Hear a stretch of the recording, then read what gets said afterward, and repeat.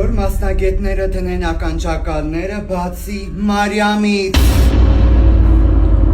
Մեր գաղտնի հյուրից ես ուզել եմ, որպեսի նկարի գոյություն չունեցող կենդանի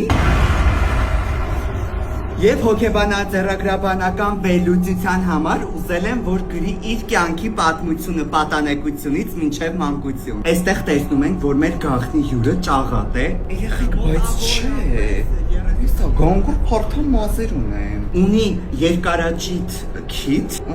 քթի պահը ճիշտ է ասում։ Եվ ունի պոչ։ Այս պոչը ինչ է նշանակում, որ մանկության ժամանակ իրեն հարվածել են։ Հա, ճիշտ է ասում, մաման շատ ածեց է փոքր ժամանակ։ Շնորհակալություն, Մարիամ։ Հուսանք չեք սխալվել։ Անի։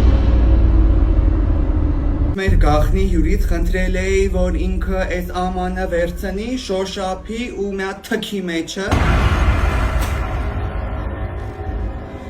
Մեր հյուրը, ասեմ ձեզ, բավականին շատ թքել է և խնդրել էի, որ դա իր ամենակարևոր բաներից մեկը, որ միշտ իրել է, ինքը դվել է իր բանալին։ 50-50 համ կին, համ տղամարդ մեր հյուրին։ Հա, ինչ շատ են ասում, համ տղա համար։ Շատ երկար լեզու ունի։ Մի քիչ ես տեսնում եմ, որ իր կյանքում եղել է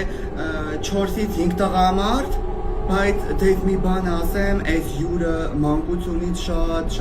իր պապայից կտրված։ Ճիշտ է ասում, հա, պապան մեզ թողել գնացել է փոքր ժամանակ։ Ու ես դες մի բան ասեմ, այնքան ցավ կա այդ մարդու մեջ, որ ես չեմ կարա ուղղակի